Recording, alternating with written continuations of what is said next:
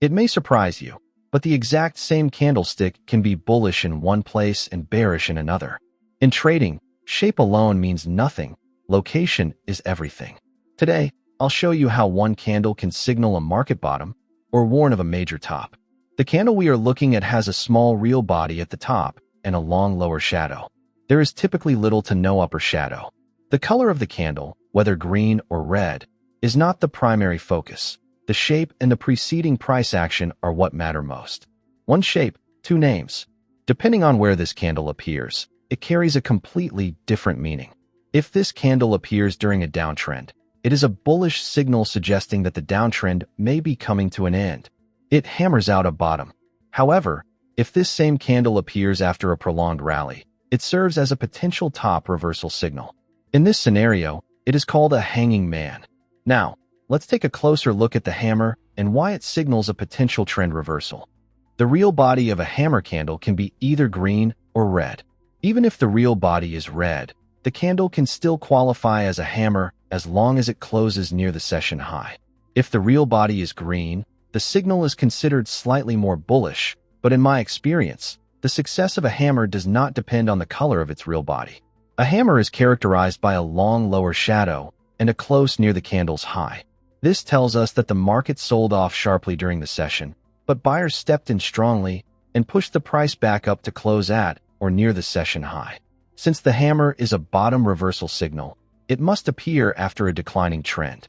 Without a prior downtrend, a hammer has little significance. Here, we can clearly see a hammer. It is classic because of its long lower shadow and small real body near the top. Most importantly, it follows a decline, which is a necessary condition for a valid hammer. By the end of the session, the bears lost control, as evidenced by the market closing at or near its session high. This shift in control is visually represented by the classic hammer candle. After a day like this, you can be sure that the bears are starting to have second thoughts. To reduce potential risk, a trader may wait for a correction into the hammer's lower shadow. Of course, there will be many times when the market does not correct after forming a hammer. However, by using the lower shadow of the hammer as a potential buying area, we can enter the trade closer to the stop-loss level, which improves the risk-to-reward ratio. Let's imagine a scenario. Trader X recognizes the hammer as a potential reversal signal. However, keeping risk management in mind, he chooses not to buy at the hammer's close, because the risk would be too high for him.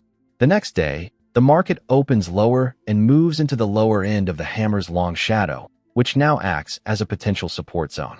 Trader X sees that the market is holding near support and decides to buy. And then boom, the hanging man has the same shape as the hammer. It has a small real body near the top of the candle and a long lower shadow. The key difference is where it appears. A hammer forms after a decline, while a hanging man forms after an uptrend or rally. Even though the long lower shadow is usually considered bullish, in the case of a hanging man, it actually serves as a warning sign. It shows that during the session, sellers were able to push prices sharply lower before buyers brought the price back up near the highs. This tells us that selling pressure is starting to appear, even though the trend is still bullish. A candle is only a hanging man if it appears after an uptrend or rally. If there is no prior advance, the candle has no bearish meaning. Ideally, the hanging man should appear near new highs or at the top of a significant upward move. Why?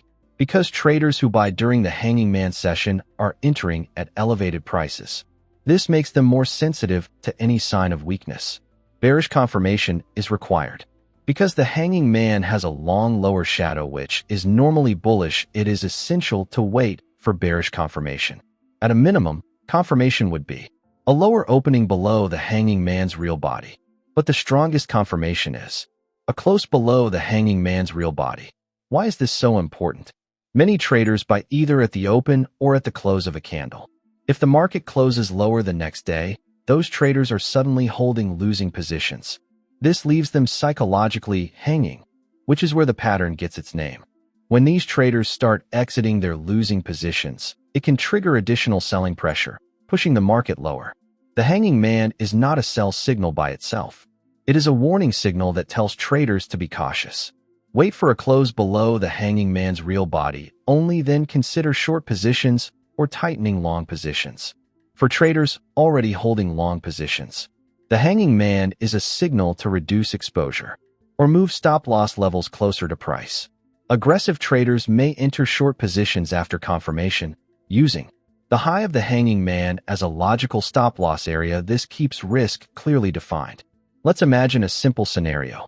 Trader X notices a strong rally, and the market reaches new highs. Then a hanging man forms. Trader X does not immediately sell because he understands the importance of confirmation. The next day, the market closes below the hanging man's real body. Now Trader X knows. Buyers who entered at the open or close of the hanging man are losing money. These traders may panic and exit their positions, or selling pressure could increase. Trader X either exits his long trade to protect profits, or enters a short position with a stop above the hanging man's high. As selling builds, the market starts to decline. And once again, the hanging man did its job as an early warning signal. If this helped you, subscribe to the channel, like the video, and share your thoughts in the comments.